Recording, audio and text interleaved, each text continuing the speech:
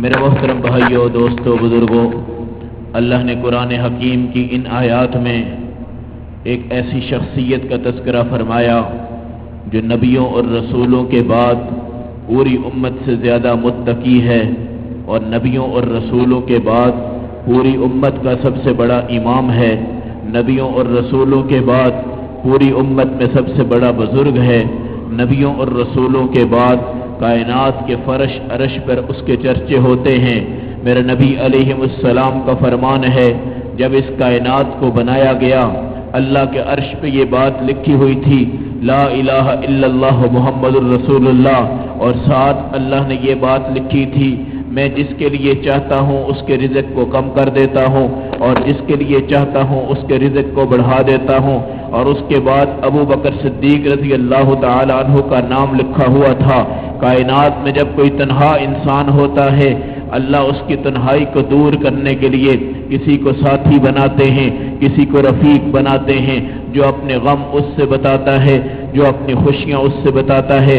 میرے نبی علیہ السلام کا وہ دور بھی تھا جب آپ یتیم پیدا ہوئے ہیں، اور آپ صلی اللہ علیہ وسلم ہر وقت تجسس میں رہتے تھے، افسوس میں رہتے تھے، کبھی اپنی اماں کو یاد کرتے تھے، کبھی اپنے باپ کا تذکرہ سنتے تھے، کبھی راستوں کے اندر رسول اکرم علیہ السلام بے ہوش ہو جایا کرتے تھے، کبھی آپ کی پریشانیوں کے عالم میں اضافہ ہو جاتا تھا۔ اللہ رب العزت نے اسی جوانی کے اندر اللہ کے نبی کو ایک دوست عطا فرمایا تھا، جس نے رسول اللہ سے کہا تھا، آپ کپڑے کی تجارت کرتے ہیں، میں بھی کپڑے کی تجارت کرتا ہوں، آ جائیے ہم دونوں دوست بن جاتے ہیں۔ وہ دوست جو بچپن میں بنا تھا، نبوت سے پہلے بنا تھا، رسالت سے پہلے بنا، قرآن سے پہلے بنا، دنیا کی تمام چیزوں سے پہلے بنا، کیا کر رہے ہیں؟ تو اس دوست کو ابو بکر صدیق رضی اللہ تعالیٰ عنہ کا نام کہا جاتا ہے۔ نبی اپنی تجارت کرتے ہیں، صدیق اپنی تجارت کرتے ہیں، دونوں ہم عمر بھی ہیں، بالکل قریب زمانہ کے بھی ہیں۔ حضور اکرم صلی اللہ علیہ وسلم کا یہ صحابی جب چھپ کر عبادت کرتا تھا، ایک آدمی ابن الدغنہ تھا، وہ اس وقت مکہ کا بہت بڑا سردار تھا۔ قوم نے کہا ابو بکر صدیق سے کہ اس کو یہاں سے باہر نکال دیا جائے۔ سیدنا صدیق اکبر کو گھر سے باہر نکالا گیا۔ راستے میں چلتے ہوئے آپ کو وہ آدمی ملا جس کو ابن دغنہ کہا جاتا ہے۔ وہ ابو بکر صدیق کو راستے میں روک کر کہتا ہے، ابو بکر بتا تو کدھر جاتا ہے؟ کہا میری قوم نے مجھے نکال دیا ہے۔ ابن دغنہ آپ کے گھر کو دیکھتا ہے، دروازے بند پڑے ہیں، سامان اندر پڑا ہے، ابو بکر خالی ہاتھ پہ ہیں، قوم ظلم کرتی ہے، نعرے لگاتی ہے، ابو بکر کے پیچھے آ جاتی ہے۔ ابن دغنہ پہاڑی پہ کھڑے ہو کر سیدنا ابو بکر صدیق کو کھڑا کرتا ہے، اور کرنے کے بعد یہ کہتا ہے، اے ابو بکر انک لتصل الرحم، تو صلہ رحمی کرتا ہے، تحمل الکلہ، تو دوسروں کے سامان اٹھاتا ہے، تکسب المعدومہ، تو غریب آدمیوں کو فائدے دیتا ہے، تقری الضیفہ، تو مہمان کی ضیافت کرتا ہے، تو عین علی نوائب الحق کی، حق بات کی سمت میں تو چلتا ہے۔ ابو بکر تجھے تیری قوم نکال دے اور ابن دغنہ اس کو دیکھ جائے، تو ملک سے باہر جائے، ابن دغنہ اس کو برداشت کر لے، تیری قوم تیرے اوپر ظلم کرے، ابن دغنہ اس کو برداشت کر لے، اللہ کی قسم تیری گارنٹی آج ابن دغنہ اٹھائے گا، اور تیری ضمانت ابن دغنہ دے گا، اور تیری ضمانداریاں ابن دغنہ لے گا۔ وہ جس وقت کھڑا ہو کر قوم کا سردار تھا، کافروں کا بہت بڑا آدمی تھا، اس نے کہا کہ دیکھو یہ آدمی اگر عبادت کرتا ہے، اس کی عبادت اس کو کرنے دی جائے، اگر یہ کوئی نقصان کرے گا ذمہ داری ابن دغنہ کی ہے، اگر یہ کوئی ظلم کرے گا ذمہ داری ابن دغنہ کی ہے، اگر یہ کوئی گالی نکالے گا ذمہ داری ابن دغنہ کی ہے، اگر کوئی مسئلہ آئے گا ذمہ دار ابن دغنہ ہے۔ گویا دین کا سرپرست ابو بکر صدیق ہے، اور اس کا سرپرست جو اس وقت بنتا ہے وہ کافروں کا سردار ہے جس کو ابن دغنہ کہتے ہیں۔ قوم نے کہا اگر ابو بکر عبادت کرنا چاہتا ہے، اپنے رب کو پکارنا چاہتا ہے، اپنے گھر میں جا کر عبادت کر سکتا ہے، مگر راستے پر نہیں، کسی اور جگہ پر نہیں، سیدنا ابو بکر صدیق نے اس کو منظور کر لیا۔ جس وقت وہ اپنے گھر میں قرآن پڑھتے تھے اور ان کے گھر کی آواز جو تھی گھر کے سوراخوں سے باہر نکل جاتی تھی، وہاں پر قریشیوں کی عورتیں آ کر حضرت ابو بکر صدیق کا کلام سنتی تھی۔ قوم کو بعد میں پتا چلا ابو بکر کی آوازیں تو ان کے کانوں میں پڑتی ہیں، یہ متاثر ہو گئی ہیں۔ پھر اس کے بعد ابن دغنہ کو بتایا گیا ابو بکر کو تم نے روکا تھا مگر وہ ہمارے بچوں پہ اثر کرتا ہے، ہماری عورتوں پہ اثر کرتا ہے، اس کی گفتگو کی وجہ سے مسائل بن چکے ہیں، لہذا اس کو روک دیا جائے۔ پہلا صحابی، رسول اللہ کا پہلا شاگرد، نبی علیہ السلام کی پوری دین کی جو محنت وہ ساری ابو بکر صدیق پہ ہے، اور ابو بکر کی محنت سارے صحابہ پر ہے۔ نبی کی ساری نگاہوں کا مرکز ابو بکر صدیق ہے، اور ابو بکر کی نگاہوں کا مرکز صحابہ اکرام ہیں۔ نبی نے سب سے پہلے قرآن حکیم پر عمل کا حکم ابو بکر صدیق کو دیا تھا، اور سیدنا ابو بکر صدیق نے باقی صحابہ کو حکم دیا تھا۔ وہ وقت بھی آیا جس وقت رسول اللہ نے دین کی دعوت دی، رسول اللہ پر ہر بندہ ایمان لے آیا، لیکن میرے نبی کہتے ہیں ہر بندے کو جب دعوت دی گئی وہ سوچنے لگ پڑا، اس کے بعد اس نے مشورہ کیا، مشورے کے بعد اس نے آ کر کلمہ پڑھ لیا تو پڑھ لیا، نہیں پڑھا تو نہیں پڑھا، یہاں تک کہ ایک صحابی وہ تھا جس کو میں نے کھڑے ہو کر دین کی دعوت دی، اس نے نہ باپ سے مشورہ کیا، نہ ماں سے مشورہ کیا، نہ رشتہ داروں سے مشورہ کیا، بغیر سوچے ہوئے، بغیر سمجھے ہوئے کھڑے کھڑے اس نے مجھے کہہ دیا اگر تو نبی ہے تجھے ماننے والا صدیق اکبر میں ہوں، اگر تو رسول ہے تیری رسالت کو ماننے والا صدیق اکبر میں ہوں۔ سب نے مشورہ کیا ہے مگر ابو بکر نے مشورہ نہیں کیا، سب نے سوچ کر ایمان قبول کیا ہے مگر ابو بکر نے سوچ کر نہیں کیا، سب نے غور کر کر اسلام قبول کیا ہے مگر ابو بکر نے غور کر کر نہیں کیا، سب نے وقت لیا، مشورہ کیا، ایمان لیا، مگر ابو بکر نے نہ وقت لیا، نہ مشورہ کیا، نہ سوچے، نہ غور کیا، نہ فکر کی، نہ تدبر کیا، نہ خسارے کا سوچا، نہ نقصان کا سوچا، نہ کسی اور چیز کا سوچا۔ جس وقت میرے آقا علیہ السلام نے اللہ کے اس بندے کے سامنے اپنے دین کی دعوت کو پیش کر دیا، اسی پاؤں پہ کھڑے ہو کر ابو بکر صدیق نے کہا رسول اللہ میں آپ کے دین کو مانتا ہوں، آپ کی نبوت کو مانتا ہوں، اس لیے میرے نبی کہتے ہیں میں کھڑا تھا، رب کے فرشتے آسمان سے اتر گئے، رسول اللہ پہ وحی آ گئی، اے اللہ کے نبی آپ کا یہ ساتھی جس کا نام ابو بکر صدیق ہے، اللہ نے قرآن میں آسمانوں سے اس کا نام صدیق رکھ دیا ہے اور اس کا نام عتیق رکھ دیا ہے، اور عتیق کا مطلب ہوتا ہے آگ سے آزاد کر دیا گیا۔ ساری دنیا کو بعد میں پتا چلے گا میں آگ سے بچ گیا ہوں، مگر ابو بکر صدیق کو اس دنیا کی دھرتی پر، اس زمین پر، اس کائنات پر، اس رب کی طرف سے، فرشتوں کی طرف سے، رسول اللہ کی زبان پر آپ کے اوپر وہی آ کر یہ بتایا گیا یہ صدیق بھی ہے، یہ عتیق بھی ہے، یہ ابو بکر بھی ہے، آگ سے آزاد بعد میں نہیں ہوگا بلکہ اسی وقت رب اس کو آگ سے آزاد کرتا ہے۔ چنانچہ صبح کے وقت میرے نبی جس وقت جاتے ہیں بازار کی کچہریاں لگ گئی، ابو بکر صدیق چلتے ہیں، حضور اکرم علیہ السلام آتے ہیں، ایک بندہ آگے چلتا ہے، پیچھے ابو بکر صدیق چلتے ہیں۔ میرے نبی نے اس ساتھی کو بلا لیا، بلا کر پوچھا تجھے پتا ہے تیرے آگے کون ہے اور تو اس سے آگے کیوں ہے؟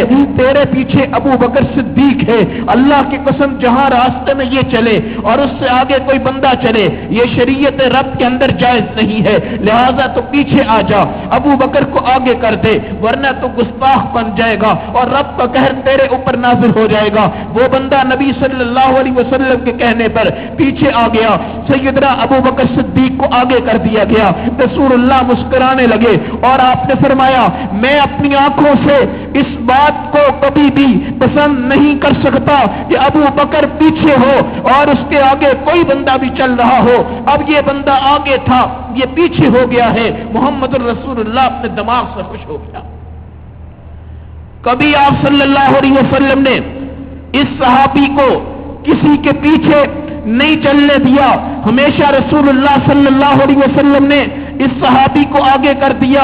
چنانچہ وہ وقت آیا، معراج شریف ہو گئی، عجیب واقعہ ہو گیا. نبی نیچے آتے ہیں, امت کو بتاتے ہیں میں رات کو گیا, بیت المقدس سے سواریاں اڑ گئی, رب مجھے بلا کر لے گیا, 7 آسمان میں نے سیر کر لیے, 7 پیغمبروں سے میری ملاقات ہو گئی, رب سے ملاقات ہو گئی, گفتگو ہو گئی. میں پیچھے مڑ گیا, موسیٰ سے 10 مرتبہ دوبارہ میری ملاقات ہوئی, آسمانوں سے نیچے اتر گیا, کنڈی کھول کر گیا تھا, وہ کنڈی جب واپس آیا ابھی تک ہل رہی تھی. اتنی دیر میں رب نے مجھے معراج کروا دی. ابو جہل ہنسنے لگ پڑا, کافر ہنسنے لگ پڑے, عجیب قسم کا بحران تھا. سب نے کہا یہ دیوانہ ہے, یہ مجنون ہے, کون یہاں سے اوپر جا سکتا ہے, کون نیچے آ سکتا ہے. میں ہوتا, آپ ہوتے, ہمارے ایمان بھی شک میں پڑ جاتے, کوئی بندہ اس کو یقین پر نہیں لا سکتا تھا. ابو بکر جس وقت آئے, ابو جہل کہے مارتا ہوا راستے میں ابو بکر سے ملتا ہے, کہتا ہے تو یہ بتا, اگر کوئی بندہ کہے میں نے رات کو 7 آسمانوں کی سیریں کی, 7 پیغمبروں کو ملا, 10 مرتبہ موسیٰ کو ملا, رب کو ملا, اتحیات کے تحفے ملے, حوروں کو دیکھا, جنت کو دیکھا, جہنم کو دیکھا, سب کچھ کر میں اپنے گھر کی کنڈی کو کھول کر گیا تھا, واپس آیا, ابھی تک وہ کنڈی ہل رہی تھی. اتنے تھوڑے وقفے میں, اتنی مدت میں, اتنے سیکنڈ میں, اتنے منٹ میں, اتنے سب کچھ میں نے سب کچھ کر لیا ہے. اس وقت ابو جہل ابو بکر سے کہنے لگا بتا اس طرح کوئی کہہ سکتا ہے, کر سکتا ہے؟ ابو بکر نے بھی کہا نہیں یہ ممکن نہیں, ایسا نہیں ہو سکتا. اس وقت ابو جہل اور ہنسنے لگ پڑا. اس نے کہا اگر تو نہیں مانتا پھر جس کو تو نے پیغمبر کہا ہے, جس کو تو نے نبی کہا ہے, جس کو تو نے رسول کہا ہے, وہ یہ دعوے کرتا ہے.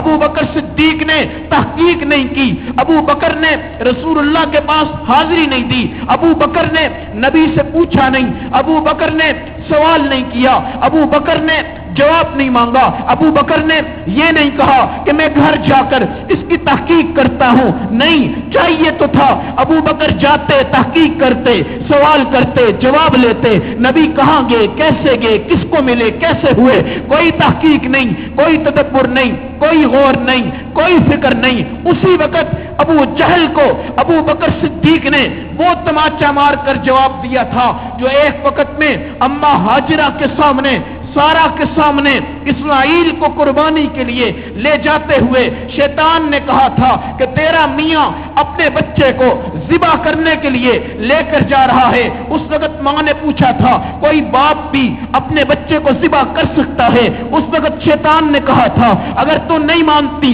تو ابراہیم لے کر جا رہا ہے, جا اپنے بچے کو بچا لے. اس وقت ہاجرہ نے بھی کھڑے ہو کر ایک خوبصورت جواب دیا تھا اور وہ سوال کیا تھا آخر ابراہیم ایسا کیوں کرتا ہے؟ اس وقت شیطان نے کہا تھا ابراہیم کا رب یہ چاہتا ہے. ہاجرہ نے کہا تھا اگر اس کا رب چاہتا ہے پھر ہاجرہ بھی چاہتی ہے, تو جا وہ قربان ہو جائے, مجھے کوئی فکر نہیں. یہاں پر بھی ابو بکر صدیق نے سوال کیا تھا بتا وہ کون ہے؟ ابو جہل ہنسنے لگ پڑا. ذہن میں تجسس پیدا ہوا کہ اب صدیق نبی کا انکار کرے گا, رسالت کا انکار کرے گا. حضرت ابو بکر صدیق کھڑے ہیں. علماء نے یہ جملہ لکھا ہے کہ ابو بکر صدیق نے اپنے کان پوری طاقت کے ساتھ کھولے اور کھول کر جس طرح تجسس ہوتا ہے میں سنوں تو صحیح وہ کون بندہ ہے جس نے یہ دعویٰ کر دیا, جس نے اتنا بڑا کام کر دیا, جس نے اتنا بڑا کارنامہ دے دیا ہے. اس وقت ابو جہل دیکھتا ہے, ابو بکر دیکھتے ہیں, ابو بکر پوچھتے ہیں ابو جہل ایسا نہیں ہو سکتا.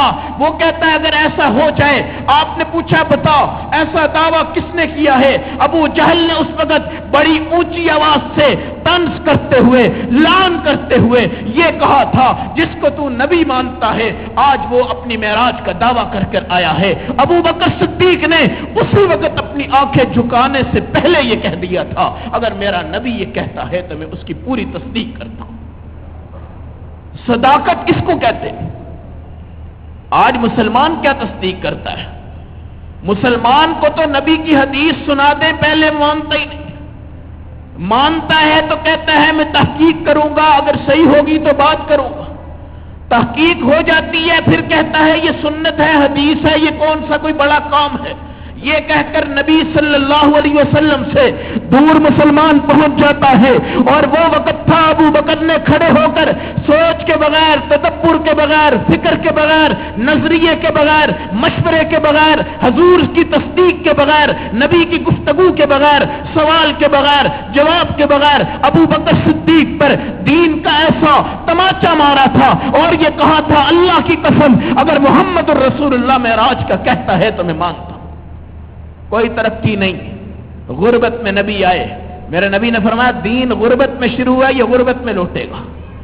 یہ بات سارے ذہن میں رکھیں. دین غربت میں آیا، دین واپس غربت کی طرف بڑھ جائے گا. اگر مسلمان چاہتا ہے کہ میری دنیا کے مال میں ترقی ہو پھر میرا دین ترقی کرے گا، میرے نبی نے فرمایا ایسا نہیں ہو سکتا.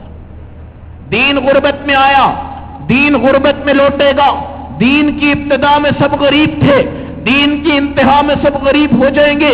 مال کا طبقہ، دنیا کا طبقہ، دولت کا طبقہ، کروڑوں کمانے والا، خربوں کی لین میں چلنے والا اگر یہ سوچے کہ میں دین پر ہوں، میرے نبی نے کہا اس کو دین نصیب نہیں ہو سکتا.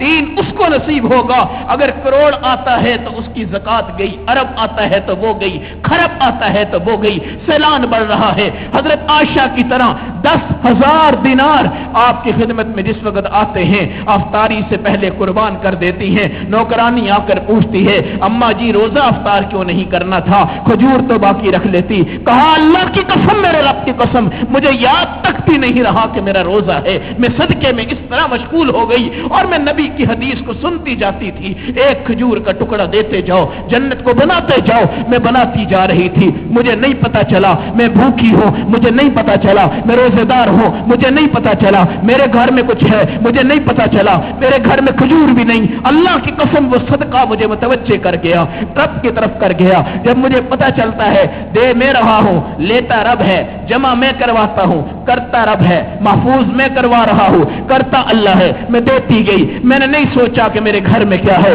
میں نے نہیں سوچا کہ میرا روزہ ہے، میں نے نہیں سوچا کہ کیا ہے، میں نے نہیں سوچا کہ کیا ہوگا. میں نے سب کچھ قربان کر دیا ہے. آج افطاری کے لیے میرے پاس کچھ نہیں. دین غربت میں آیا، دین غربت میں لوٹے گا. دین آجزی میں ہے، دین آجزی میں لوٹے گا.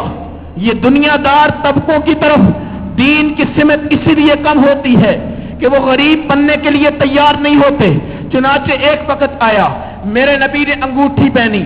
رسول اللہ کا صحابی حضور کی انگوٹھی دیکھ کر کہتا ہے یا رسول اللہ مجھے آپ کی انگوٹھی بڑی بہترین لگتی ہے. میرے نبی نے ابو بکر صدیق کو بلایا، بلا کر کہا جا تو بھی انگوٹھی بنوا لے. کہا یا رسول اللہ میں اس انگوٹھی پہ کیا لکھواؤں؟ میرے نبی نے کہا یہ انگوٹھی لے جا، یہ نگینہ لے جا، کسی لکھوانے والے پاس چلا جا اور اس کو کہنا وہ اس پہ اللہ کا نام لکھ دے گا. وہ لکھ دے گا تو اس کو پہن لینا. ابو بکر صدیق گھر سے رخصت ہوتا ہے، وہ لکھوانے جا رہا ہے. راستے میں خیال آتا ہے اگر نام اللہ کا ہو اور میرے نبی کا نہ ہو یہ ہو نہیں سکتا. راستے میں سوچ لیا میں اس پہ اللہ کا بھی نام لکھواؤں گا اور اس کے بعد میں اس کے اوپر رسول اللہ کے بھی نام لکھواؤں گا. دونوں نام لکھ دیے گئے. جس وقت ابو بکر صدیق انگوٹھی بنوا کر واپس تشریف لاتا ہے میرے نبی کے ہاتھ میں دیتا ہے. اس پر 2 نام نہیں تھے بلکہ اس پہ 3 نام تھے. پہلے لکھا ہوا اللہ تھا، پھر اس کے بعد محمد تھا، نیچے ابو بکر تھا. حضور حیران تھے میں نے تو تجھے اللہ کے نام کا کہا تھا، تو نے تو میرا بھی لکھ دیا، تو نے تو اپنا بھی لکھ دیا. جس وقت یہ کہا تو نے تو اپنا بھی لکھ دیا. ابو بکر صدیق کے پسینے چھوٹ گئے. کہا یا رسول اللہ میں نے آپ کا لکھوایا ہے، اللہ کا لکھوایا ہے، میں نے اپنا نہیں لکھوایا. حضور نے کہا تجھے کہا تھا تو رب کا نام لکھوا دے. کہا یہ نہیں ہو سکتا تھا، میں اللہ کا لکھوا دوں اور آپ کا چھوڑ دوں کیونکہ رب نے کہا تھا جدھر میرا ذکر ہے ادھر تیرا ذکر ہے. اس لیے میں نے اس حدیث کو سوچتے ہوئے آپ کا بھی لکھوا دیا، اللہ کا بھی لکھوا دیا. حضور نے پوچھا ابو بکر تیرا نام کہاں سے آ گیا؟ نگاہیں نیچے ہو گئی. کہا یا رسول اللہ یہ میں نے نہیں لکھوایا. اوپر سے جبرائیل امین نے آ کر کہا یا رسول اللہ اللہ کہتے ہیں ابو بکر نے نہیں لکھوایا لیکن رب چاہتا تھا اگر ابو بکر یہ کہتا ہے اللہ تیرا نام ہو اور نبی کا نام نہ ہو یہ مجھے گوارا نہیں. اس طرح اللہ نے بھی کہا اے ابو بکر میرا بھی نام ہو، تیرا بھی نام ہو اور ابو بکر کا نہ ہو یہ رب کو بھی گوارا نہیں. تو نے اللہ کے نبی کا لکھوا دیا، میں نے ابو بکر صدیق کا لکھوا دیا. وہ انگوٹھی تھی جو سیدنا ابو بکر صدیق نے اپنی موت کے وقت تک پہنی ہوئی تھی، اور جہاں پر بتایا گیا تھا اللہ کا نام بھی ہے، نیچے محمد بھی ہے، نیچے ابو بکر بھی ہے، دنیا کے سامنے بتانے کے لیے کہ نبی کا شاگرد دنیا میں بھی رہتا ہے، آخرت میں بھی رہتا ہے، اور رب کبھی ان کو نہیں توڑتا، ہمیشہ ان کو جوڑ جوڑ کے رکھتا ہے۔ اس لیے معراج کی تصدیق کرتا ہے، سوچنے کے بغیر، تدبر کے بغیر، اور پوری امت کو یہ سکھا گیا ہے دین کے معاملہ میں سوچنے والا بدبخت ہوتا ہے۔ چھوٹا سا لفظ، دین کے معاملہ میں سوچنے والا بدبخت ہوتا ہے، جو یہ کہے میں مشورہ کر کر اس پر عمل کروں یا نہ کروں سوچوں گا، یہ کام کروں نہ کروں سوچوں گا، یہ کام اچھا ہے کہ نہیں اچھا سوچوں گا۔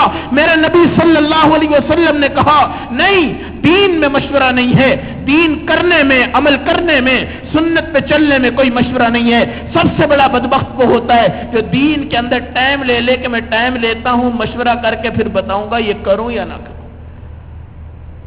سیدنا ابو بکر صدیق، میرے نبی صلی اللہ علیہ وسلم نے فرمایا اللہ کی قسم میری دنیا کا یار یہ ہے، زمین کا یار یہ ہے، اور ہر مومن جس وقت پیدا ہوتا ہے اس کی جو ناف ہوتی ہے اس میں تھوڑی سی مٹی باقی رہ جاتی ہے، آپ اس ناف میں ہاتھ لگائیں آپ کو پتا چلے گا اندر سے ہلکی پھلکی میل اور کچرا نکلتا رہتا ہے، یہ اس مٹی کا ایک ٹکڑا ہوتا ہے۔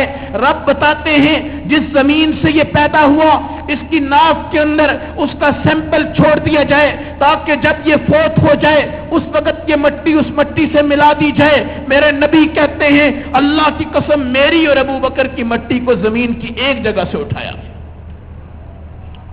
منہا خلقنا، ابو بکر کی مٹی بھی وہی، ہمارے نبی صلی اللہ علیہ وسلم کی مٹی بھی وہی، اس جگہ سے وہ مٹی لی گئی، اس جگہ سے یہ مٹی لی گئی، اور میرے نبی علیہ الصلوۃ والسلام نے ابو بکر صدیق کے ایمان لانے پر فرمایا، فرشتوں نے اتر کر مجھے مبارکباد دی، اللہ تیری محنت کو قبول کر چکے ہیں اور تیری زبان کی سچائی ابو بکر صدیق کے ذہن کے اندر منتقل ہو گئی ہے۔ پھر رسول اللہ صلی اللہ علیہ وسلم کا یہ یار سفر جو تھا ہر وقت آپ کی جستجو میں رہتا تھا، آپ کی فکر میں رہتا تھا، یہاں تک کہ کسی نے سوال کیا پوری دنیا پر، اس کی زمین پر، ان کے خزانوں پر، شاہ جہانیوں پر، زیب و زینت پر، اے ابو بکر کھڑا ہو کر یہ بتا ساری دنیا کے اندر تجھے کون سی چیز پسند ہوگی، کس چیز سے تو محبت کرے گا، کون سی چیز تجھے سکون دے گی، کون سی چیز تیرے اندر طمانینت پیدا کرے گی، کون سی چیز تیرے مسائل کو حل کرے گی۔ اس وقت سیدنا ابو بکر صدیق نے کہا تھا النظر الی وجہ رسول اللہ، میں صرف اپنے اللہ کے نبی کا چہرہ دیکھتا جاؤں مجھے یہ سکون ہوتا۔ النظر الی وجہ رسول اللہ، رسول اللہ کا چہرہ، النظر الی وجہ رسول اللہ، میں اس کی طرف دیکھتا جاؤں۔ علماء نے کہا اس کی خواہش کا رب نے اتنا بڑا اکرام کر دیا کہ دنیا میں نبی کا چہرہ سب سے زیادہ ابو بکر صدیق نے دیکھا ہے، اور اس وقت قبر میں بھی حالت اس طرح کی ہے وہ اللہ کے نبی کے چہرے کو اس طرح ہی دیکھتا جا رہا ہے اور اس طرف مڑا ہوا ہے، اور صحابی کی خواہش کو رب نے اس طرح پورا کر دیا ہے کہ نبی کا چہرہ ہو، میری آنکھ ہو، وہ مجھے نظر آتا جائے، میں اس کو دیکھتا جاؤں، یہ میرا سکون ہے۔ آج نبی کا چہرہ کوئی بنا کے آتا ہے تو لوگ اس کو دہشت گردی کی نگاہ سے دیکھتے ہیں۔ ہر بندہ، کراچی کے اندر علماء کا جو قتل عام ہوتا ہے، ایک دو دن پہلے میں وہاں سے ہو کر آیا، جو عالم اپنی گاڑی پہ چلتا ہے اس کی گاڑی رک جاتی ہے، جس نے ٹوپی پہنی ہے وہاں کی رینجرز اس کو روک دیتی ہے، جس نے رومال پہنا ہے لوگ اس کو روک دیتے ہیں، جس نے داڑھی رکھی ہے لوگ اس کو روک دیتے ہیں، جو دنیا دار طبقہ ہے کوئی بندہ اس کو روکنے کی جسارت نہیں کرتا اور کھڑے کر کر سوال کر دیے جاتے ہیں۔ کوئی طالبان سے تعلق، کوئی جہاد سے تعلق، کسی تنظیم سے تعلق۔ ایک وقت تھا جب ابو بکر اس زمین پہ آ کر کہتا تھا النظر الی وجہ رسول اللہ، نبی تیرا چہرہ ہو اور صدیق کی آنکھ ہو، ہم ایک دوسرے کو دیکھتے جائیں، میرے لیے سکون کی بات یہ ہے۔ اس وقت پوری دنیا میں سکون عامہ اتنا زیادہ ہوتا تھا کہ رسول اللہ کی مثال تھی، وہاں پر ہر سبزی اپنا ذائقہ لاتی تھی، ہر پھل اپنا ذائقہ لاتا تھا، کبھی گندم کم نہیں ہوئی، کبھی کماد کم نہیں ہوا، کبھی شوگر ملوں پہ قحطان نہیں آیا، کبھی رائس ملز پہ قحطان نہیں آیا، کبھی ڈیم کے اندر قحطان نہیں پڑا، کبھی سمندر میں کمی نہیں آئی، کبھی دریا میں کبھی نہیں آئی، کبھی بجلی کے دیگر معاملات میں کوئی مسئلہ نہیں بنا، اس لیے کہ چاہنے والا ابو بکر تھا اور جس کو چاہا گیا تھا وہ رسول اللہ کی ذات تھی، امام تھا، مقتدی تھا، دونوں رب کے تھے، دونوں بندے تھے، دونوں عبادت پہ تھے، دونوں نظارت پہ تھے، دونوں اسلام پر تھے، دونوں دین پر تھے، ایک دوسرے کو دیکھنا چاہتے تھے، برداشت کرتے تھے، سب کچھ کرتے تھے۔ اس وقت کی یہ حالت تھی، اور آج کی حالت یہ ہو گئی ہے کہ مسلمان عالم اللہ کے نبی کے چہرے کو کیا دیکھ سکتا ہے، اس کی شبیہ بنانے والے علماء اور طلباء ہیں، ان کے چہرے کو دیکھنا برداشت نہیں ہوتا۔ مذہب پر، اسلام پر یہودیوں کی یلغار بچ گئی ہے۔ تمام اسلامی مذاہب کی جماعتیں، جتنے بھی مذاہب اسلامیہ ہیں، سیاستدانوں سے کہتے ہیں ہم آپ کے ساتھ ملنا چاہتے ہیں، مگر کوئی ان کو ملانے پہ تیار نہیں۔ آج وہ وقت آ گیا ہے کہ رسول اللہ کو بھی روت کر دیا گیا اور آپ کی امت کو چہروں کو مسح کرنے کی کوشش کی جاتی ہے، اور اسلامک ممالک کے اندر جو بندے ہمارے امام بننا چاہتے ہیں وہ مذہب والوں سے، ایمان والوں سے، تبلیغ والوں سے، طلباء سے، علماء سے اتحاد کرتے ہوئے بھی لرزتے ہیں، اور ان پر یہودیوں کی یلغار ہے۔ اگر تم نے کسی مذہب والے کو دوست بنایا یا اس سے تم نے ایڈجسٹمنٹ کر لی، یاد رکھو ہم یہودی تمہاری امداد بند کر دیں گے۔ ایک وہ وقت تھا، ابو بکر کی خلافت تھی، جب آپ نے کہا تھا میں نبی تجھے دیکھنا چاہتا ہوں، اور ایک یہ وقت ہے جب ابو بکر صدیق کے نظام کو زندگیوں سے ہٹا دیا گیا، اور آج کوئی بندہ بھی حضور صلی اللہ علیہ وسلم کی شبیہ دیکھنے پر تیار نہیں ہوتا، اور یہودی بھی اپنے من پسند حکمرانوں سے کہتا ہے تم نے کبھی بھی کسی عالم سے سمجھوتا کیا یا طالب علم سے کیا یا مجاہد سے کیا، یاد رکھو ہم تمہیں حکومت میں، اقتدار میں نہیں لائیں گے، کبھی برداشت نہیں کریں گے۔ یہ وقت پاکستان کی اس دھرتی پر موجود ہے، اور جہاں پر علماء تیار ہو کر آتے ہیں، عوام پر ان کے اثرات پڑتے ہیں، ان علماء کو شہید کر دیا جاتا ہے، اکابر کی جماعتیں دست پردہ اللہ کے ہاں شہادت پاتی جا رہی ہیں۔ اس وقت کے اندر سیدنا ابو بکر صدیق کا وہ نظام زندگی آپ کو بھی لانا پڑے گا جس میں آپ نے کہا تھا اللہ کے نبی مجھے سکون یہ ہے کہ میں آپ کو اور آپ کی زندگی کو دیکھ جاؤں،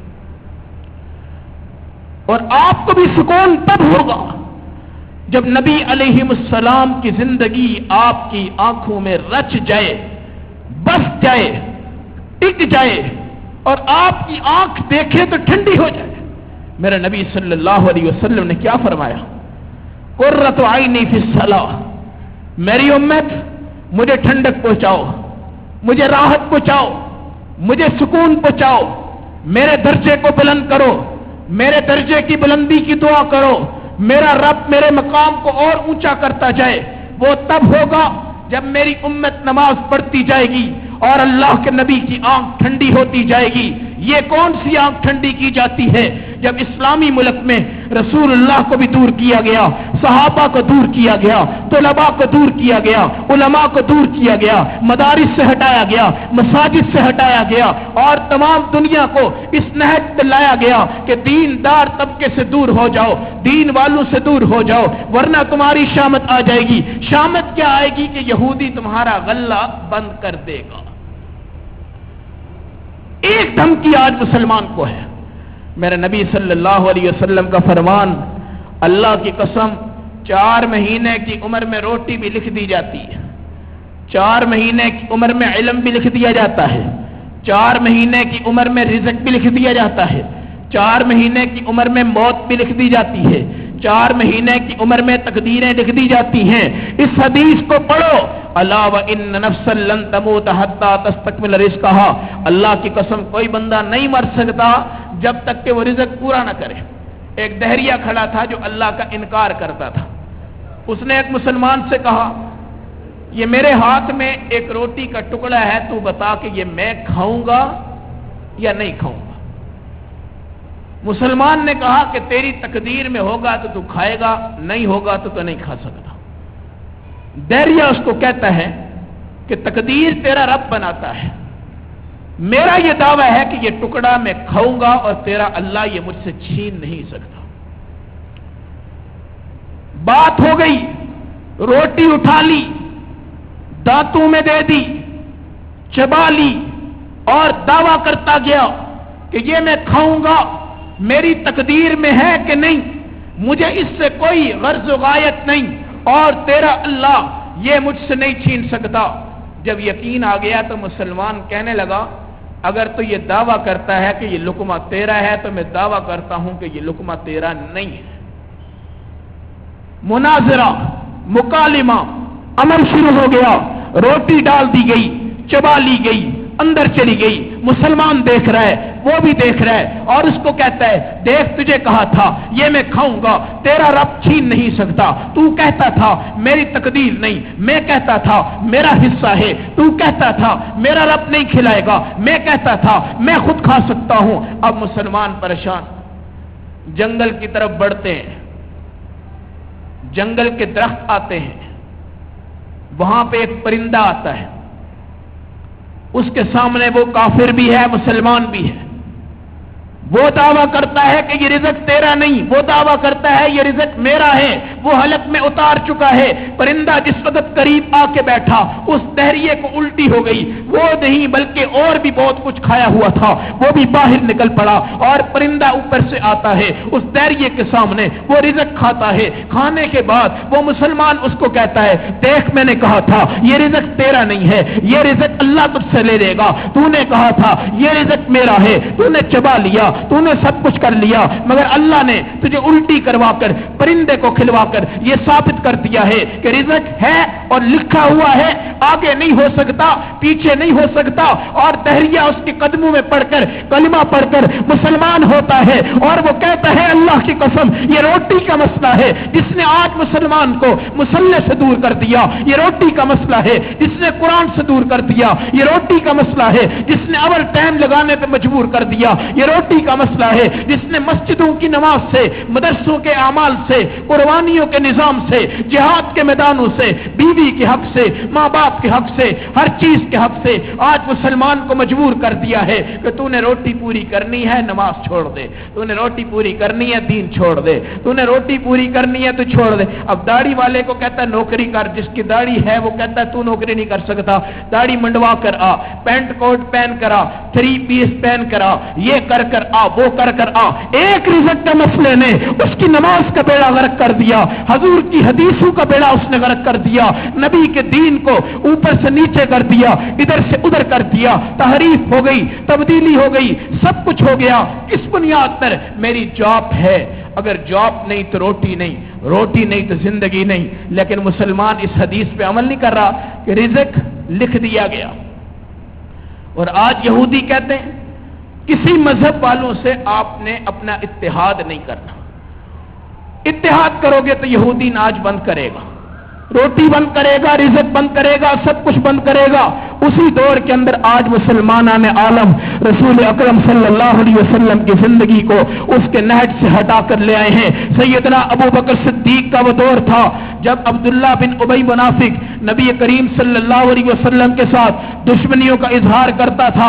حضور اکرم صلی اللہ علیہ وسلم نے اس وقت مال مانگا، اللہ کے نبی صلی اللہ علیہ وسلم پر سوئی تک ابو بکر صدیق نے قربان کر دی۔ میرے نبی علیہ السلام کھڑے تھے، یہ قرآن اتر گیا، وَسَيُجَنَّبُهَا الْأَتْقَى الَّذِي يُؤْتِي مَالَهُ يَتَزَكَّى، القریب اللہ اس کو بچائے گا جہنم سے جس نے اپنے مال کو دے کر تقوی اختیار کیا ہے۔ وَمَا لِأَحَدٍ عِندَهُ مِن نِعْمَةٍ تُجْزَى، اور کوئی بندہ اس نعمت کو اللہ کے سوا نہیں چاہتا، الا ابتغاء وجہ ربہ الاعلی، صرف اللہ کی ذات کی خاطر وہ دیتا ہے، وَلَسَوْفَ يَرْضَىٰ، ان قریب اللہ اس سے راضی ہو جائے گا۔ ہمارے نبی کو کیا کہا؟ وَلَسَوْفَ يُعْطِيكَ رَبُّكَ فَتَرْضَىٰ، اللہ ان قریب تجھے راضی کرے گا۔ اور ابو بکر صدیق سے کہا وَلَسَوْفَ يَرْضَىٰ، ان قریب تو بھی اللہ سے راضی ہو جائے گا۔ وہ بھی رضا ہے، یہ بھی رضا ہے۔ سیدنا ابو بکر صدیق کی آمد سے زمین پر اسلام کا ایک نظام برپا ہوا، اور رسول اللہ کی جس وقت وفات ہوئی، ابو بکر صدیق نے کھڑے ہو کر کہا اللہ کی قسم جو محمد کی عبادت کرتا تھا وہ سمجھ جائے وہ انتقال کر کے ہیں، جو رب کی عبادت کرتا تھا وہ سمجھ جائے کہ اللہ زندہ ہے اور حی قیوم ہے، ان کو سجدے کریں۔ پھر ابو بکر صدیق نے کہا تھا آج میں تمہارا خلیفہ اسلام بنا دیا گیا ہوں، اللہ کی قسم میں اپنی نظروں میں جو کچھ بھی ہوں مگر تمہارا امیر ہوں، اگر غلطی کروں مجھے بتا دینا، اچھائی کروں مجھے بتا دینا۔ اور میرے نزدیک سب سے کمزور آدمی بھی قوی مضبوط ہے جب تک کہ میں اس کا حق اس کو نہ دلوا دوں، اور جو سب سے قوی اور بڑا آدمی ہے وہ میرے نزدیک سب سے کمزور ہے جب تک کہ میں اس سے حق لے کر اس کے حق والے کو نہ دے دوں۔ سیدنا ابو بکر صدیق راستے میں چلتے ہیں، میرے نبی صلی اللہ علیہ وسلم نے فرمایا ابو بکر صدیق ادھر آ۔ صحابہ آگے، مجمع لگ گیا۔ میرے نبی صلی اللہ علیہ وسلم نے کہا ایک ایسا آدمی ہو جس کو دنیا میں اللہ کہے کہ دنیا چاہتا ہے تو دنیا میں رہ جا، آخرت چاہتا ہے تو آخرت میں چلا جا، اور وہ بندہ اپنے اللہ سے کہتا ہے کہ میں دنیا کو نہیں آخرت کو چاہتا ہوں۔ یہ بات ہوئی تو ابو بکر صدیق رونے لگ پڑے۔ صحابہ دیکھ رہے ابو بکر کو کیا ہو گیا، میرے نبی علیہ السلام نے بھی دیکھا۔ ابو بکر سمجھ گئے تھے کہ جس بندے نے دنیا کو چھوڑ کر آخرت کو اختیار کیا ہے وہ رسول اللہ کی ذات ہے، اور یہ نبی کی وفات ہونے والی ہے۔ اس وقت ان کی برداشت میں نہیں آیا اور آنسو نکلنے لگ پڑے، مگر کوئی اور صحابی اس وقت نہیں سمجھ سکا، اس لیے وہ پریشان تھے ابو بکر کیوں روتے ہیں۔ رسول اللہ نے ابو بکر کے ہاتھ کو پکڑ کر کہا انت عالم الناس، تو سب سے بڑا عالم ہے، تو نے میرے اشاروں سے میری موت کو سمجھ لیا ہے، اس لیے آج کے بعد لا ينبغي لقوم وفيهم ابو بکر ان يؤمهم غيرهم، جس جگہ ابو بکر ہو وہاں پر کوئی اور بندہ امامت نہیں کروا سکتا، اور ابو بکر صدیق کا حق یہ ہے کہ اگر نبی نہ ہو اللہ کی قسم صرف ابو بکر صدیق وہاں پر امامت کروائے گا۔ اور ایک عورت نے آ کر کہا یا رسول اللہ اگر میں آئندہ سال آؤں اور آپ اس جگہ موجود نہ ہوں میں مسئلہ کس سے پوچھوں؟ میرے نبی نے کہا اگر میں اس جگہ نہ ہوا میری جگہ پر، میری سیٹ پر، میری منصب پر، میری نیابت پر، میری امامت پر ابو بکر صدیق بیٹھا ہوگا، تو ابو بکر صدیق کے پاس آ جانا اور یہ مسئلہ اس سے پوچھ جانا۔ میرے نبی جس وقت مسجد نبی کی تعمیر کرتے ہیں اللہ کے نبی اینٹ لگاتے ہیں، پھر ابو بکر کو بلاتے ہیں اور بلا کر یہ کہتے ہیں اب تیری باری ہے تو اس اینٹ کو لگا لے۔ یہاں پر بھی خلافت کا اشارہ تھا۔ میرے نبی علیہ السلام جس وقت ہجرت کرتے ہیں بندے دو تھے، کام بھی دو تھے، ایک طرف حضرت علی تھے، دوسری طرف سیدنا ابو بکر صدیق تھے۔ میرے نبی نے کہا علی تو میرے بستر پر سو جا، ابو بکر صدیق تو میرے ساتھ چل۔ اب یہاں پر علماء نے بڑا خوبصورت جملہ لکھا ہے، ایک توجہ ابو بکر کی ہے، دوسری توجہ حضرت علی کی ہے، وہ بھی صحابی ہیں، یہ بھی صحابی ہیں، یہ رسول اللہ کے سسر ہیں، وہ نبی کے داماد ہیں، یہ نبی کے باپ کی جگہ ہیں، وہ نبی کے بیٹے کی جگہ ہیں، یہ نبی کے بستر پر ہیں، وہ نبی کے سفر پہ ہیں۔ رسول اللہ صلی اللہ علیہ وسلم چل رہے ہیں، سفر کے اندر دشمنوں کا دفاع کرنا ہے، وہ کام سیدنا ابو بکر صدیق سے لیا گیا اور ادھر حضرت علی کو سلایا گیا۔ ظاہر ہے نیند اس وقت آتی ہے جب بندے کو سکون ہوتا ہے، اطمینان ہوتا ہے، کوئی مسئلہ نہیں ہے۔ حضرت علی حضور کے بستر پر بڑے سکون سے سو گئے اور صبح اٹھ کر قسم اٹھائی اللہ کی قسم یہ نیند مجھے کبھی نہیں آئی، اور ادھر ابو بکر صدیق 72 گھنٹے تک نبی کی حفاظت کر کر جاگتے رہے اور کہتے رہے خدا کی قسم آج تک میں جب تک بیدار رہا مجھے بیداری میں اتنا سکون کبھی نہیں آیا جتنا سکون کے رسول اللہ کے ساتھ بیدار رہنے کے اندر آیا ہے، آپ کو دیکھنے کے اندر آیا ہے۔ وہاں پر بھی کام ابو بکر صدیق سے لیا، حضرت علی سے لیا، مگر زیادہ کام سیدنا ابو بکر صدیق کے سپرد کیا گیا، حفاظت کا ذمہ ان کو دیا گیا، رات کو پہرہ داری ان کے ذمے، دن کو دیکھ بھال ان کے ذمے، روٹی کا مسئلہ ان کے ذمے، پانی کا مسئلہ ان کے ذمے، دودھ کا مسئلہ ان کے ذمے، تھکاوٹ کا مسئلہ ان کے ذمے، لباس کا بدلہ ان کے ذمے، برتن کا مسئلہ ان کے ذمے، کھانے کا مسئلہ ان کے ذمے، پیشاب کا مسئلہ، قضاء حاجت کا مسئلہ، صفائی کا مسئلہ، ہر چیز کا مسئلہ ابو بکر صدیق کے حوالے کر دنیا کو بتا دیا گیا۔ کام وہ بھی ہے جو حضرت علی سے لیا گیا، کام وہ بھی ہے جو ابو بکر سے لیا گیا، مگر ابو بکر سے جو کام لیا گیا وہ اس لیے زیادہ لیا گیا کہ ابو بکر کا عہدہ بڑا تھا، رتبہ بڑا تھا، امامت تھی، حضور کے بعد خلافت تھی، نیابت تھی، نبی کے بعد درجہ تھا، یار تھے غار کے اندر بھی، یار تھے مزار میں بھی، یار ہوں گے آخرت میں بھی، اس لیے میرے نبی کی نسبت دنیا کے اندر بھی دی گئی، قبر میں بھی دی گئی، آخرت میں دی گئی۔ حدیث میں آتا ہے نبی علیہ السلام کی عمر 63 سال تھی، ابو بکر صدیق کی عمر بھی 63 سال ہوئی۔ نبی جب بیمار ہوئے 15 دن پہلے بخار آیا، ابو بکر جب بیمار ہوئے 15 دن پہلے بخار آیا۔ نبی جس وقت شہید ہوئے دنیا سے گئے، آپ کو یہودی نے زہر دیا، ابو بکر صدیق بھی جب دنیا سے گئے یہودی نے زہر دیا۔ نبی جس وقت کھانا کھا رہے تھے ایک صحابی اس زہر کے کھانے میں شریک تھا، ابو بکر جس وقت کھانا کھا رہے تھے ایک صحابی ان کے کھانے میں شریک تھا۔ نبی نے وفات کے وقت مسواک مانگی، چبائی سیدہ عائشہ نے، ابو بکر صدیق نے مسواک مانگی، چبائی سیدہ عائشہ رضی اللہ تعالیٰ عنہ نے۔ نبی کا وفات کا دن پیر کا دن تھا، ابو بکر صدیق کی وفات کا دن پیر کا دن تھا۔ نبی کی بیٹی فاطمہ اگر چکی پیستی ہے، ابو بکر کی بیٹی اسماء بنت ابی بکر ہجرت میں رسول اللہ کی خدمت کرتی ہے، نبی کی بیٹی فاطمہ کو غلام کوئی نہیں ملا، ابو بکر صدیق کی بیٹی اسماء بنت ابی بکر کو بھی غلام کوئی نہیں ملا۔ نبی علیہ السلام کی قبر کے ساتھ ابو بکر صدیق کی قبر ہے، 70,000 فرشتے نبی کی قبر پہ آتے ہیں تو 70,000 فرشتے ابو بکر کی قبر پہ جاتے ہیں۔ نبی علیہ السلام کو جتنے کفن میں کپڑا دیا گیا، آپ صلی اللہ علیہ وسلم کے بعد ابو بکر صدیق کو بھی اس طرح کے کفن میں کپڑا دیا گیا۔ نبی کا جنازہ جس چارپائی پہ اٹھایا گیا اس وقت بھی سیدنا ابو بکر صدیق کا جنازہ اس چارپائی پہ اٹھایا گیا۔ نبی کو جس طرح غسل دیا گیا ابو بکر صدیق کو بھی اس طرح غسل دیا گیا۔ نبی کی نماز جنازہ کے اندر جو ترتیب تھی وہی سیدنا ابو بکر صدیق کے جنازہ میں تھی، مگر نبی کے جنازہ میں امام کوئی نہیں تھا، صدیق اکبر کے جنازہ میں امام تھے، اور نبی کے ہوتے ہوئے کوئی بندہ امام بن بھی نہیں سکتا۔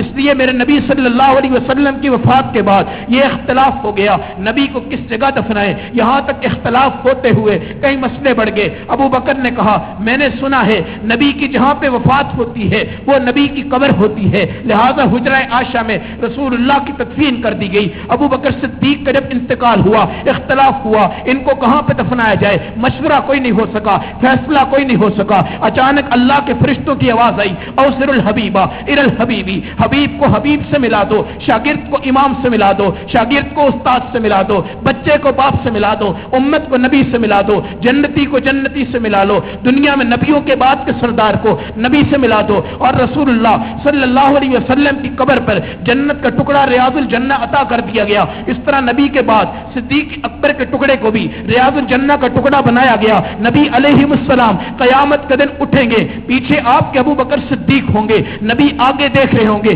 ابو بکر صدیق آپ کے پیچھے دیکھ رہے ہوں گے، نبی روضۃ الرسول کے اوپر سے گزریں گے جس وقت صدیق اکبر آپ کے ساتھ گزریں گے، یہاں تک کہ حوض کوثر کا مقام جس وقت آئے گا نبی علیہ السلام جگ سے پانی نکالیں گے، ایک گلاس ابو بکر پکڑے گا، دوسرا گلاس سیدنا عمر پکڑیں گے، اور یہاں تک علماء نے لکھ دیا ہے آدم بھی ان کے ہاتھوں سے آ کر پانی پیے گا،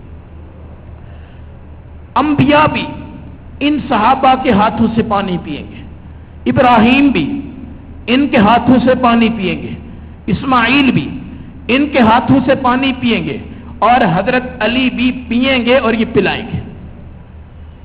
حضرت علی پیئیں گے یہ پلائیں گے، اور رسول اکرم علیہ السلام کے ان صحابہ کی جگہ آج امت کو اس بات کی فکر کرنی ہے الیکشن کے دور میں امت کی نظریں تبدیلی انقلاب پہ اوپر لگی ہوئی ہیں، وہ تب آ سکتا ہے جب آپ نے صحابہ کی زندگی کو پڑھ کر اس پہ نقش قدم پہ چلنے کی کوشش کر دی اور وہ وقت بھی تھا جب رسول اللہ کی نبوت گئی، سیدنا ابو بکر صدیق کو خلیفہ بنا دیا گیا۔ دن کو کام کرتے تھے، رات کو کانپ جاتے تھے، لرز جاتے تھے، اور یہ کہا کرتے تھے ابو بکر تجھے کتنا بڑا کام دیا گیا ہے، تو کوئی گھاس کا تنکا ہوتا تجھے جانور کھا جاتا، نہ تیرا مسئلہ بنتا، نہ جنت کا مسئلہ بنتا، نہ کوئی ایسا مسئلہ بنتا۔ اب بھی آپ امارت کی طرف بڑھ رہے ہیں، سربراہی کی طرف بڑھ رہے ہیں، حکومت کی طرف بڑھ رہے ہیں۔ ہمارے نبی علیہ السلام کا فرمان ہے، یہ جو حکومت ہے، امارت ہے، یہ عذاب ہے، اور یہ جو خلافت ہے یہ اللہ کی نعمت ہے۔ اس لیے آج رسول اکرم صلی اللہ علیہ وسلم کی امت میں دنیا دار طبقہ بھی اور دین دار طبقہ بھی اللہ والوں سے دور ہے اور اولیاء کی صحبت سے محروم ہو چکا ہے، اور دعائیں کروانے کے اندر بھی نہیں جانا چاہتا، اور یہی سمجھتا ہے کہ ہمارے ملک کی تقدیر کو تبدیل کر دیں گے ہمارے حکمران آپ۔ حکمرانوں کی تقدیر کو کون تبدیل کرے گا؟ کبھی یہ بھی سوچا؟ ان کی تمام چیزوں کو کون بدلے گا؟ ان کو کون بدلے گا؟ وہ کوئی اللہ سے وہ سرٹیفکیٹ لے کر نہیں آئے جو صحابہ اکرام لے کر آئے تھے کہ میں تم سے راضی ہوں، تم مجھ سے راضی ہو، جو مرضی کرتے جاؤ۔ اصحاب کی طرح یہ کس طرح پہنچ سکتے؟ جنگ بدر ہوئی، صحابہ شہید ہو گئے، میرے نبی علیہ السلام کی طرف یہ الفاظ آئے اعملوا ما شئتم قد غفرت لكم، جو جو بدر کی جنگ میں شریک ہوا ہے جو چاہے کرتا رہے، اللہ نے اس کی مغفرت کر دی ہے، اور اللہ کی قسم آئندہ کبھی ان سے برائی نہیں ہو سکتی۔ یہ گارنٹی اللہ نے صحابہ اکرام کو عطا فرمائی۔ اعملوا ما شئتم قد غفرت لكم، جو چاہو کرو، جو چاہو کرو۔ اگر اس مجمع میں میں فتویٰ دے دوں کہ جو چاہو کرو، تو اللہ کی قسم میرے سمیت ہم سارے دین کو سب سے پہلے چھوڑیں گے۔ اور آج کہتے ہیں صحابہ کا دور اندھیرے کا تھا، صحابہ کا دور نقصان کا تھا، صحابہ کے دور میں ترقی نہیں تھی، صحابہ کے دور میں ان چیزوں کا مسئلہ نہیں تھا، لیکن نبی نے گارنٹی دے دی اعملوا ما شئتم، جو چاہو تم کرو، سب صحابہ جو چاہو تم کرو، قد غفرت لکم، اللہ نے اس بدر کی جنگ کے اندر تمہاری مغفرت کر دی ہے۔ جو زندہ صحابہ اس میدان سے اٹھ کر جاتے ہیں، اگر وہ چاہتے برائی کے اوپر جانا چاہتے وہ جا سکتے تھے، مگر جس نے گارنٹی دی، اتنے خوبصورت الفاظ کی گارنٹی تھی، جو چاہو تم کرو، اللہ تمہاری مغفرت کر چکا ہے، آئندہ تمہیں گناہ کی توفیق نہیں ہوگی۔ یہ حکمران اس گارنٹی پہ نہیں آ سکتے۔ اور آپ اگر یہ کہیں صحابہ کا دور تاریخ تھا، وہ نازک دور تھا، مسائل تھے، کوئی ترقی نہیں تھی، کوئی عروج نہیں تھا، کوئی زوال نہیں تھا، یہ گوشت نہیں تھے، یہ نعمتیں نہیں تھی، یہ جواہرات کم تھے، یہ زینتیں کم تھی، یہ گاڑیاں نہیں تھی، یہ چیزیں کوئی نہیں تھی، تو یاد رکھو کہ صحابہ قناعت پسند تھے، صحابہ قناعت پسند تھے۔ اور آپ بھی اگر قناعت پسند بن جاؤ گے تو سارا گھر خالی کر دو گے کہ ہمیں کچھ نہیں چاہیے، ہمیں اللہ اور اس کا رسول چاہیے۔ میرا نبی صلی اللہ علیہ وسلم کے صحابہ کی طرز زندگی ہے۔ الیکشن میں 1 ہفتہ باقی ہے، اللہ کرے ہو جائیں، اور پھر آپ تمام حضرات اپنے اللہ سے اس امانت کو ادا کرنے سے پہلے استخارہ کرو، اور اللہ سے پوچھ کر یہ مشورہ کرو کہ ہم کس کو دیں، کون ہے جس کے ہاں نور آئے گا، روشنی آئے گی۔ ہمیں تو کوئی پتہ نہیں وہ کون ہے، کون نہیں ہے، کوئی بندہ اس طرح نہیں کر سکتا جب تک کہ اللہ ہماری اس طلب کے اوپر ہمارا فیصلہ فرما دیں گے۔ ہمارا رونا، ہمارا دھونا، غم کے آنسو، فکر کے آنسو، ندامت کے آنسو، اور اس طرح کے ملک کے حالات میں کراچی کے اندر 20 بندے جس دن مر جاتے ہیں تو سننے والا کہتا ہے یہ تو روزانہ کا مسئلہ ہے، جس دن نہیں مرتے تو لوگ حیران ہوتے ہیں کہ یہ کس طرح ہو گیا کہ یہاں کوئی بندہ مرا نہیں۔ اور ان 20 میں سے 15 مذہبی لوگ ہوتے ہیں، 4-5 بیچارے ویسے چلے جاتے ہیں، یہ 15-20 علماء، طلباء، عوام شہادتیں پاتے جا رہے ہیں۔ اور وہاں پر بھی ہماری امیدیں یہ ہیں کہ یہاں پر بھی کوئی تبدیلی آ جائے گی، یہاں پہ انقلاب آ جائے گا۔ اس لیے یہ زلزلے کے جھٹکے بلوچستان میں، لاہور میں، کراچی میں آپ کو چھوٹے چھوٹے نظر آ رہے ہیں، اور یہ علامت ہے اس بات کی کہ کوئی بدبخت ایسا ہے جو اس ملک کی تقدیر پر بہت گندی سوچ لے کر مسلط ہونا چاہتا ہے، اور وہ یہاں کے اسلامی نظام کو، قرآن کو، شریعت کو، صحابہ کے دور کو، نماز کے مسئلے کو، مسجد کی عظمت کو، مدارس کے تقدس کو، طلباء کے جہاد کو قربانیوں کی سمت میں لا کر، کوئی تباہی کے منظر پہ لا کر یہودیوں سے کوئی بڑا معاملہ طے کرنے والا ہے، اور سیکولر نظام کے تحت کوئی ایسی آزادی دینے والا ہے ہے جس سے پہلے ہی اللہ نے زمین کے پہاڑ اس کے فرش عرش کو ہلا کر آپ کو متنبہ کر دیا ہے کہ اس لیے آگاہ ہو جاؤ، توبہ کر لو، استغفار کر لو اور اللہ سے کہہ دو اللہ جو مرضی آ جائے خدا کے لیے تو ہم پہ رحم کر دے، ہم میں سکت نہیں، بھروسہ نہیں، ہمارے اندر یہ برداشت نہیں، استعداد نہیں، کوئی قوت نہیں، کوئی طاقت نہیں کہ ہم کہیں یہ 5 حکمران آ رہے ہیں 5 ملک بدل دیں گے، ہمارا کام نہیں۔ اللہ حکمران ہے، اللہ بادشاہ ہے، اللہ سے طلب ہے، اللہ سے نیت ہے، اللہ سے عہدہ ہے، اللہ سے مرتبت ہے، اس لیے قنوت نازلہ پڑھو، استخارے کرو، توبہ کرو، اور رسول اللہ کے صحابی کا وہ فرمان کہ اللہ مجھے صرف نبی کا چہرہ پسند ہے، آپ وہ جذبہ لے کر آؤ، علماء سے نفرت نہ کرو، طلباء سے نفرت نہ کرو، مذہبی لوگوں سے نفرت نہ کرو، اور یہ سوچو کہ اس دفعہ وہ کون سی وجہ ہے کہ ہمارے علماء کی جماعتیں، مذہبی جماعتیں جس وقت سیٹ ایڈجسٹمنٹ کے لیے اسمبلیوں میں جاتی ہیں، لوگوں کے پاس جاتی ہیں، وہ آگے سے جھنڈیاں دکھا کر کہتے ہیں ہم آپ سے متفق نہیں ہو سکتے۔ یہ ہمارے ملک میں پہلی مرتبہ یہ سب کچھ ہو رہا ہے، اور اس کے پیچھے یہودیوں کا بہت بڑا پلان ہے کہ ہم بالکل اسمبلی سے اس بندے کو آؤٹ کر دیں جس میں ذرا سی ایمان کی بو آتی ہو، لہذا جو حکمران آئے بالکل مذہبی جماعتوں سے علیحدہ ہو، طلباء سے علیحدہ ہو، مجاہدین سے علیحدہ ہو۔